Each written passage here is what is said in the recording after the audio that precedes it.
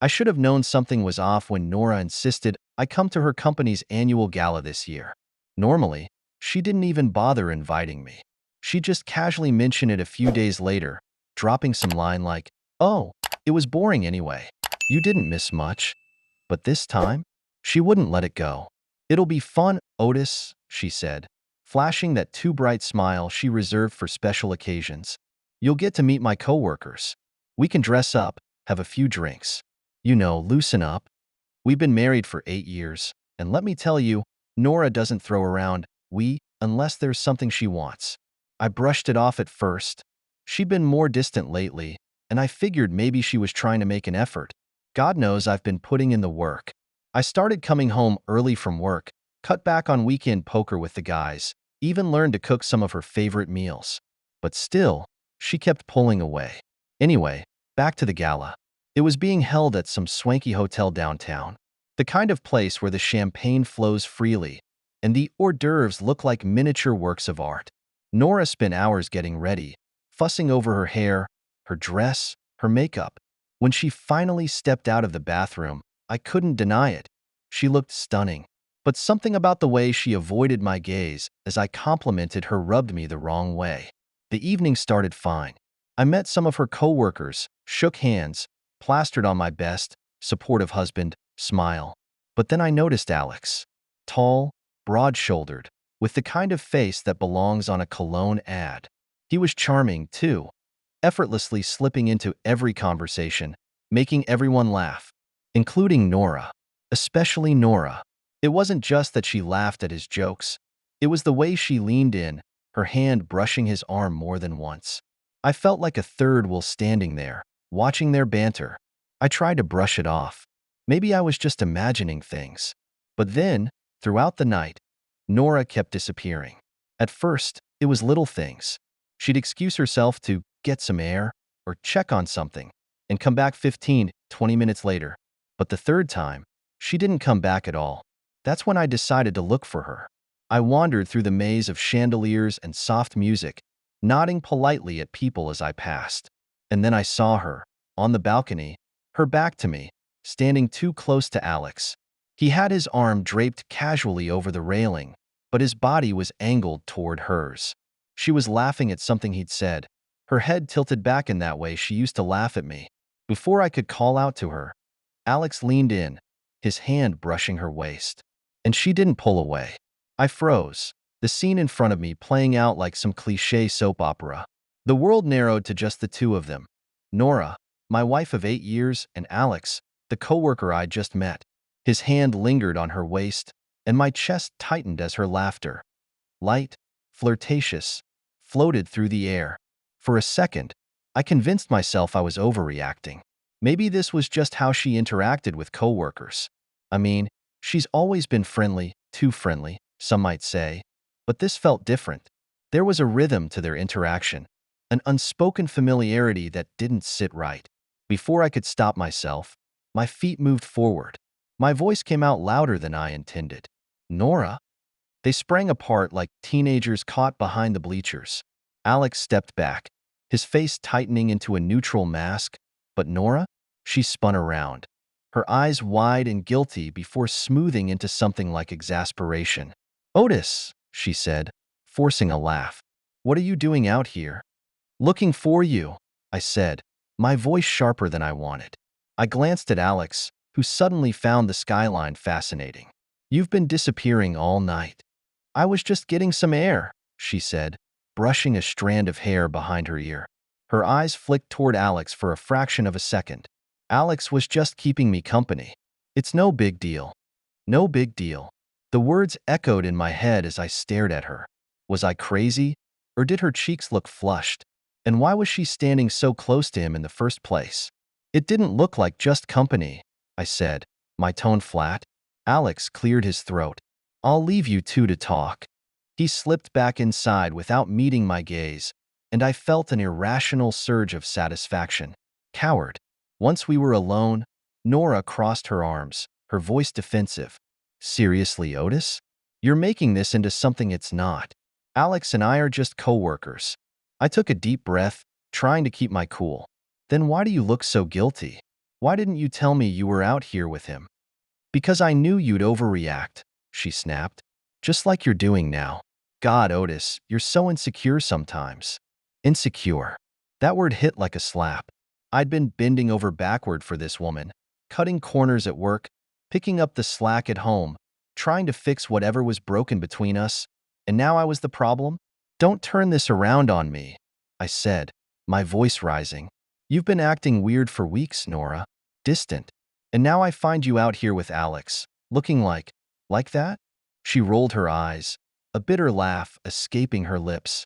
Like what? For the last time, nothing's going on. We were just talking. If you can't trust me, maybe that says more about you than it does about me. Her words cut deep, but I wasn't ready to back down.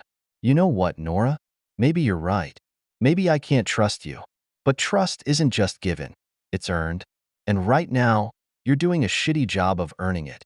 Her eyes narrowed, and for a moment, I thought she'd fire back with something cruel. But instead, she sighed, her voice softer now. Look, I get it. You're upset. But you're blowing this out of proportion. Can we please just go back inside and enjoy the rest of the night? I wanted to push further, demand answers, but the weight of her deflection was suffocating. I knew I wouldn't get the truth out of her here. Not like this. So I nodded stiffly and followed her back inside, my gut churning with doubt. But that was the moment I knew. This wasn't over. Not by a long shot. I wish I could say I let it go, that Nora's deflections at the gala were enough to ease my suspicions. But I couldn't shake the image of her and Alex on that balcony, the way she stiffened when she saw me, the quick glance she threw his way when I pressed her for answers. By the time we got home that night, Nora was back to her usual self, or at least pretending to be. She tossed her heels by the door, grabbed a glass of wine, and collapsed onto the couch like nothing had happened. You're quiet, she said, her voice casual, almost teasing. Just tired, I replied, keeping my tone even. In truth, I wasn't tired. I was boiling inside. My mind kept replaying the night's events, every detail feeling more damning the longer I thought about it. I told myself I needed proof, something undeniable that she couldn't talk her way out of. The opportunity came the next morning. Nora was in the shower, her phone sitting unattended on the nightstand. Normally, I wouldn't go through her things, but normal went out the window the second I saw her on that balcony. My hands were steady as I unlocked her phone. It wasn't hard. Her passcode was our wedding anniversary. For a moment, that thought twisted the knife deeper. I went straight to her messages, scrolling through her chats until I found one with Alex. At first glance, it seemed innocent enough, mostly work-related. But the further I scrolled, the less professional it became. Alex, yesterday was amazing. I can't stop thinking about you. Nora, me neither. Lunch again next week? We'll have to be careful, though. Otis is starting to ask questions. Alex, don't worry about him. He's clueless. Besides, you deserve to be with someone who makes you happy. Nora, you do make me happy. More than he has in years. I felt sick. My stomach churned as I read message after message, each one more damning than the last. They'd been meeting up regularly for months, under the guise of work lunches.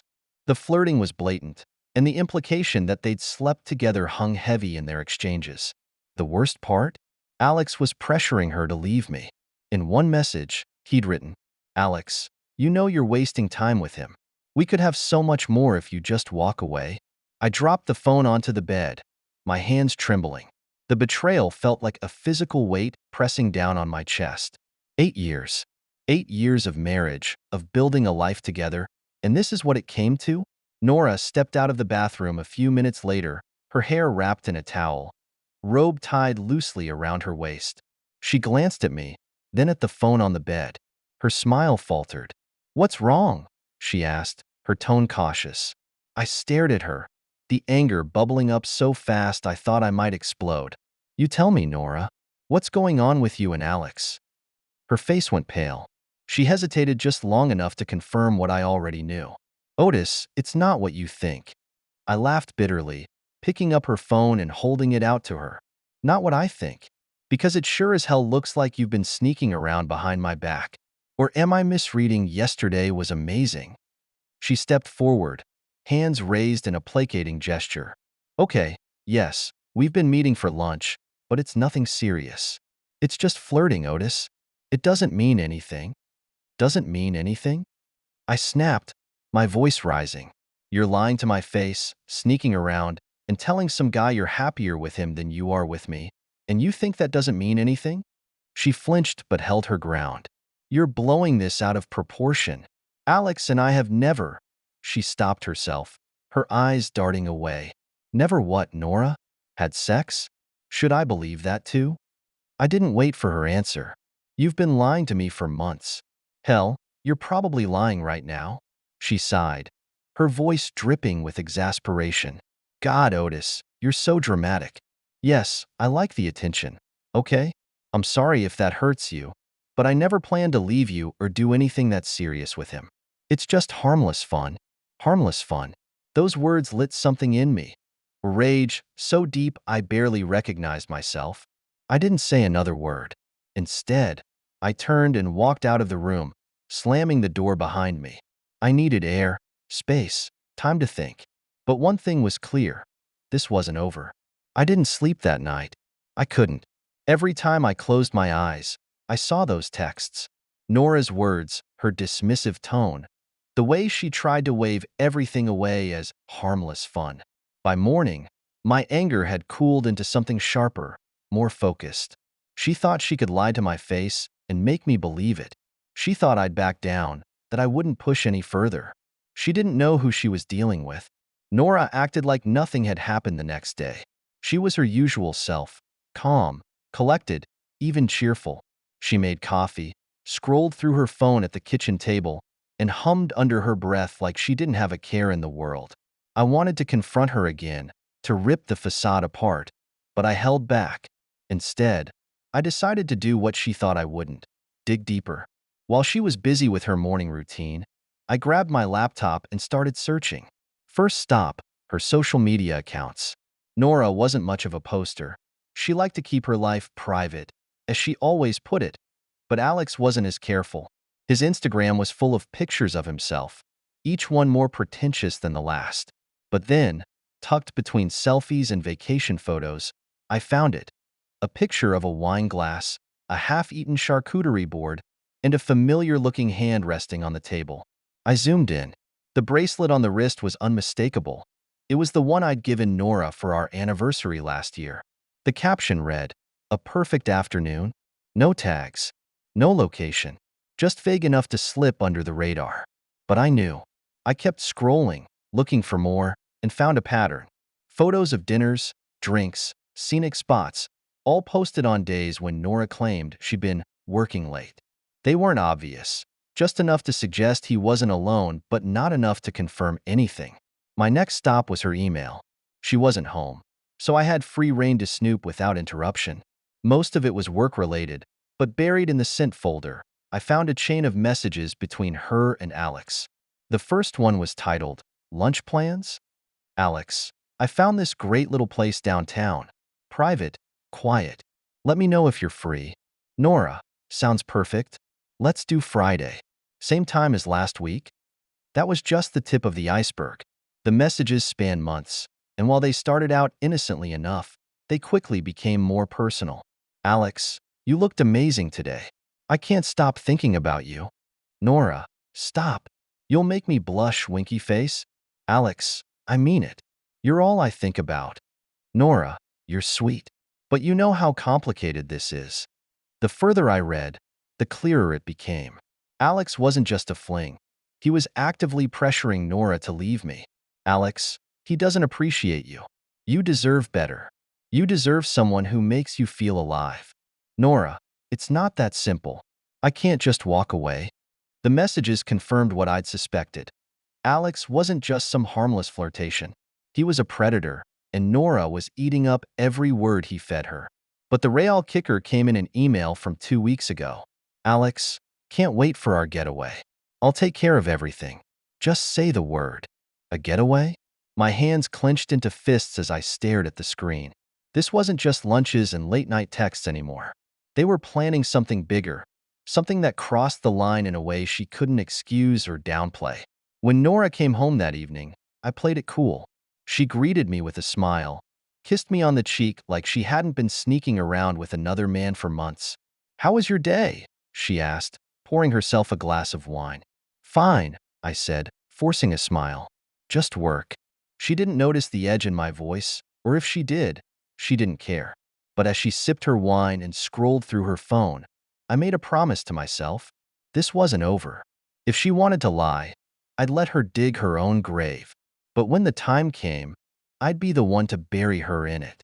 I didn't plan on confronting Nora so soon. I wanted to gather more evidence, to have an airtight case that she couldn't wiggle out of. But sometimes, anger doesn't wait for the perfect moment. It happened the next evening. Nora had just come home from working late, carrying the faint scent of wine on her breath and a smug, satisfied look that made my blood boil. I was sitting on the couch, waiting for her. The emails were still fresh in my mind, and my heart pounded as I watched her drop her bag and kick off her heels like everything was normal. "Long day?" I asked, keeping my tone casual. She sighed dramatically, flopping onto the couch across from me. "You have no idea. Meetings back to back. I barely had time to eat lunch." I clenched my jaw. "Really? No time for lunch? That's funny, because I could have sworn you had time for wine and charcuterie with Alex." Her head snapped up, her eyes narrowing. "What are you talking about?" I didn't answer. Instead, I pulled up the photo from Alex's Instagram on my phone and held it out to her. "Recognize this?" Her face went pale, but she recovered quickly, her expression shifting into something defensive. "Otis, are you seriously stalking my coworkers now? That's pathetic." "Pathetic?" I laughed bitterly. "Pathetic is sneaking around behind your husband's back and lying about it. Don't bother denying it, Nora. I've seen the texts, the emails. I know everything." For a moment, she just stared at me, her mouth opening and closing like she couldn't decide what to say. Then she shook her head, her voice laced with annoyance. "Jesus, Otis, you've completely lost it. Alex and I are friends. That's it. You're reading way too much into this. Friends don't send each other emails about getaways," I shot back. "Friends don't tell each other they're all they think about." Her eyes widened, and for the first time, I saw real fear flicker across her face. She knew I had her, but she wasn't done fighting. "Okay, fine," she snapped. "Yes, we've been flirting. I like the attention, all right? But it's harmless. I've never slept with him, Otis. I wouldn't do that to you." I laughed, a harsh sound that made her flinch. "Harmless? You've been lying to me for months. You've been meeting him behind my back, planning trips, telling him I don't make you happy. And now you want me to believe it's harmless?" Tears welled in her eyes, but I didn't feel an ounce of sympathy. "I didn't mean for it to go this far," she said, her voice trembling. I was just lonely, Otis. You've been so distant lately. I didn't know how to talk to you." "Distant?" I stood, my anger boiling over. "Do you hear yourself? I've been busting my ass trying to fix this marriage while you've been sneaking off with another man. Don't you dare put this on me." She stood too, her tears turning to anger. "I'm not the only one at fault here. You're not exactly a saint, Otis. You work late, you zone out when I try to talk to you, and half the time, I feel like I'm invisible to you." I shook my head, laughing bitterly. "So instead of talking to me, you turned to Alex? You thought cheating would solve our problems?" Her voice rose, a mix of frustration and desperation. "I didn't cheat. Flirting isn't cheating, Otis. You're blowing this way out of proportion." I stepped closer, lowering my voice. "Flirting isn't cheating? Let's see what Alex's wife thinks about that." Her face crumbled, her confidence evaporating in an instant. "Otis, please. Don't do that. This is between us.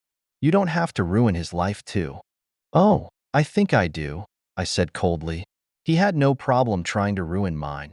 Nora reached for me, her tears flowing freely now. "I'm sorry, okay? I'll cut it off. I'll block him, delete his number, whatever you want. Just please don't do this." For a moment, I hesitated, not because I believed her, but because the weight of everything was finally hitting me. 8 years of marriage, reduced to this. But then I thought about those texts, those emails, and the way she'd laughed with him on the balcony. The betrayal was a knife twisting in my gut, and I knew there was no coming back from this. "It's too late, Nora," I said, my voice cold and final. "We're done." I left her standing there, her sobs echoing in the living room as I walked out the door. I didn't go far after leaving the house. I drove aimlessly through the city, my hands gripping the wheel so tightly my knuckles turned white. The anger was still there, simmering just below the surface, but underneath it was something worse: emptiness. 8 years of marriage, countless moments we'd shared, reduced to this mess. Part of me still couldn't believe it. The woman I thought I knew had been lying to my face for months, choosing another man over me. After about an hour, I parked at a coffee shop and started making calls. First, I dialed Alex's wife. Her name was Caroline, and I'd met her once at a work function. She seemed nice, kind, soft-spoken. She didn't deserve this any more than I did. The phone rang a few times before she answered. "Hello?" "Hi, Caroline," I said, my voice steady despite the storm brewing inside me. "This is Otis, Nora's husband." There was a pause, followed by a cautious, "Oh, hi, Otis. What's going on?" I took a deep breath. "I hate to be the one to tell you this, but I think you need to know. Your husband, Alex, has been having an affair with Nora." The line went silent. For a moment, I thought she might have hung up, but then I heard her voice, small and shaky. "Are you sure?" "I have proof," I said, my tone firm. "Texts, emails, even pictures. I can send them to you if you'd like." "Please," she said, her voice breaking. I spent the next few minutes forwarding everything to her. Screenshots of the texts, copies of the emails, even the Instagram post with Nora's bracelet. When I was done, I could hear her sobbing on the other end of the line. "Thank you for telling me," she said finally, her voice thick with tears. I don't know what I'm going to do, but thank you." "I'm sorry, Caroline," I said. "I really am." After I hung up, I felt a flicker of satisfaction. Alex wouldn't be getting off easy. But I wasn't done. Next, I turned my attention to Nora's workplace. She'd always been so proud of her job, so eager to climb the corporate ladder. It was part of the reason she'd been spending so much time with Alex in the first place. He was in a higher position, and she thought being close to him would boost her career. I drafted a professional but scathing email to her company's HR department, detailing her inappropriate relationship with a coworker. I attached the same proof I'd sent to Caroline, making it clear this wasn't just a personal issue. It was a workplace violation. I hit send and leaned back in my seat, my heart pounding. For the first time since this nightmare began, I felt like I had some control. Nora and Alex thought they could lie, cheat, and get away with it. They thought they could manipulate me into silence. They were wrong. The fallout began the next day. Caroline must have confronted Alex immediately because I got a text from him that morning. "Alex, you had no right to involve my wife. This is between us." I didn't bother replying. Instead, I blocked his number. That afternoon, Nora came home early, her face pale and her eyes red. She slammed the door behind her and stormed into the living room where I was sitting. "What the hell did you do, Otis?" she demanded. I looked up from my laptop, feigning calm. "What do you mean?" "Don't play dumb," she snapped. "Caroline filed for divorce, and Alex got called into HR this morning. They're investigating him. He might get transferred, or worse, fired." "Good," I said, leaning back in my chair. "Sounds like justice to me." Her face twisted in anger. "You had no right to ruin his life like this. Or mine, for that matter." "Ruin your life?" I repeated, my voice rising. "You ruined your own life, Nora. You made your choices, and now you're facing the consequences." Her anger faltered for a moment, replaced by desperation. "Otis, please. We can fix this. I made a mistake, a stupid mistake, but we can work through it. Don't let this destroy everything we've built." I shook my head, my resolve unshaken. "We didn't build anything, Nora. I built this marriage while you tore it apart." She sank onto the couch, tears streaming down her face. "I'm sorry," she whispered. I don't know what else to say. But her tears didn't move me. Not anymore. "This is done, Nora," I said, standing up. "I've already contacted a lawyer. You'll hear from them soon." Her sobs grew louder, but I didn't stay to listen. I walked out the door, letting it slam shut behind me. For the first time in weeks, I felt free. The days after I walked out were a whirlwind of paperwork, meetings, and phone calls. Divorce isn't just a break. It's a chess match, and every move counts. I wasted no time hiring a lawyer, someone sharp and ruthless named Cassidy, who made it clear from the start that we were playing to win. Nora doesn't have a leg to stand on, Cassidy said during our first meeting.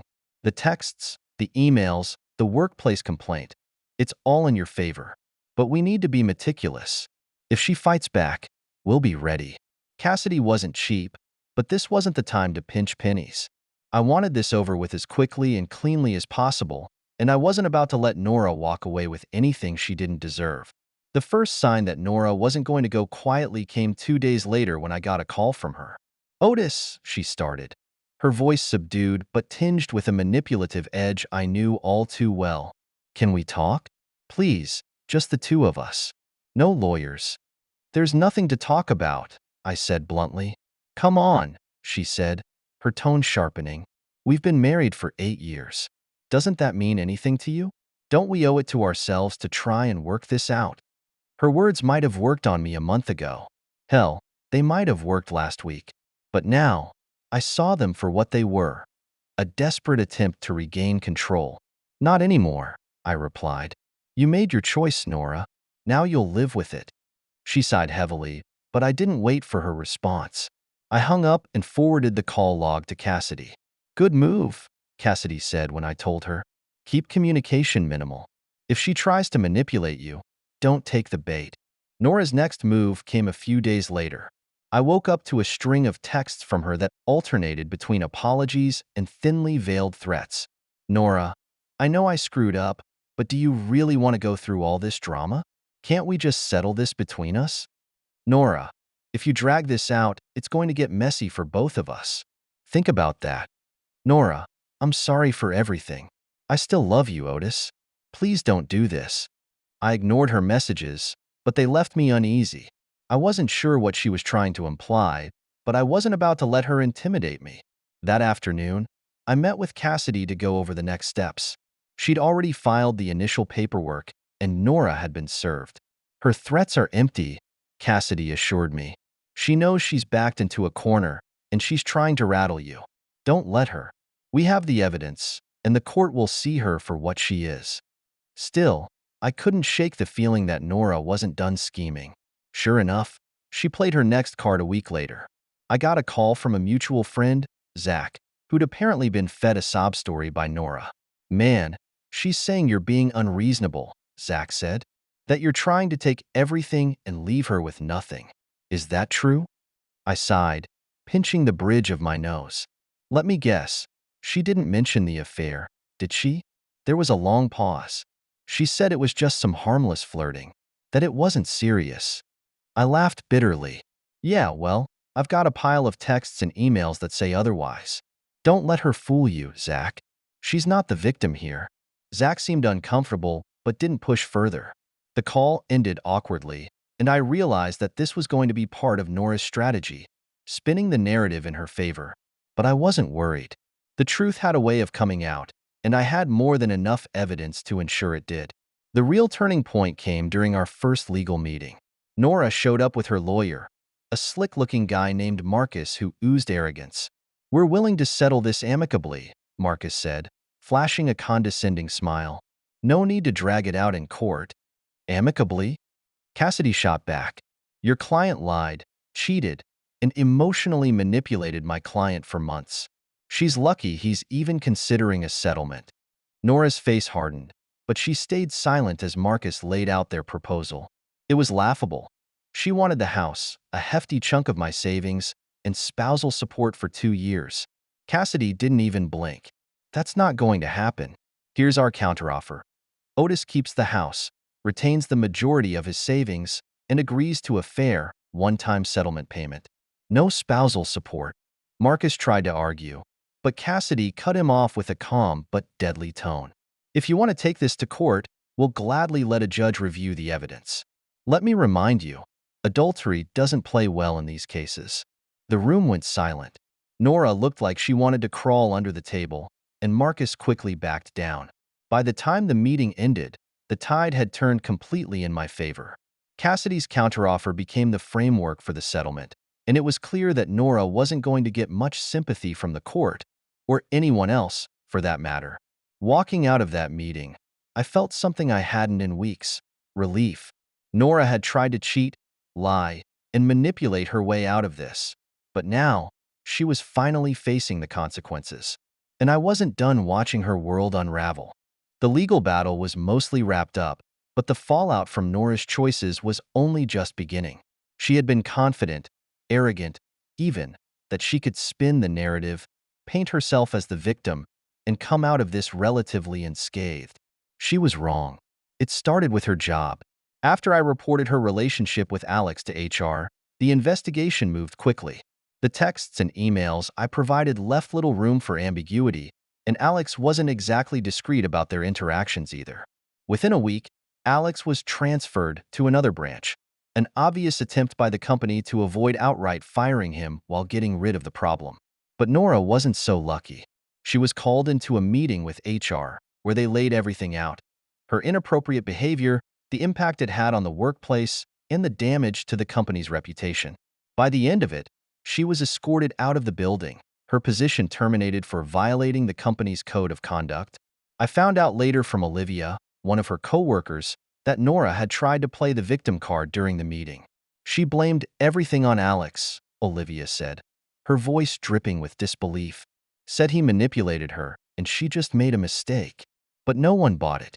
Her firing was the first domino to fall, and the rest followed quickly. Word of the affair spread through our social circles like wildfire. I didn't have to say a word. Nora's actions spoke for themselves. People I thought were her friends started reaching out to me, offering apologies or, more often, stunned disbelief at what she'd done. One of the most satisfying calls came from Caroline, Alex's wife. "Thank you again for telling me the truth," she said. "I've already filed for divorce. Alex is staying in a hotel, and honestly, he can rot there for all I care." She sounded stronger than the last time we'd spoken, and it felt good to know that she was taking control of her life, just as I was taking control of mine. Nora didn't take the public exposure well. She called me one night, her voice shaking with anger and desperation. "Why are you doing this to me, Otis?" she demanded. "It's bad enough you're divorcing me, but now you've turned everyone against me. Do you enjoy ruining my life?" I stayed calm, refusing to let her bait me. "You ruined your own life, Nora. I didn't force you to cheat. I didn't force you to lie. All I did was tell the truth." "But you didn't have to make it public," she snapped. "You could have handled this privately." I laughed bitterly. "Private? Like the private texts and emails you sent Alex? Or the private lunches you had with him while you lied to me about working late? You don't get to rewrite the story now, Nora. People know who you really are, and that's not my fault." She hung up on me, and I didn't hear from her again for weeks. Meanwhile, my own life was slowly getting back on track. With the divorce settlement nearly finalized and Nora's toxic presence fading, I started focusing on myself for the first time in years. I joined a gym, throwing myself into workouts that left me too exhausted to think about the past. I reconnected with old friends, people I hadn't seen in years because I'd been too busy trying to save a marriage that was already doomed. And, perhaps most importantly, I started seeing a therapist. Her name was Dr. Reed, and from the moment I stepped into her office, I felt a weight lift off my shoulders. She didn't let me wallow in self-pity or dwell on what I'd lost. Instead, she helped me focus on what I could gain: a new life, free of lies and betrayal. "It's okay to grieve," she told me during one session. "You've lost something significant, even if it wasn't healthy. But grief doesn't mean you stay stuck. It means you acknowledge the pain and move forward."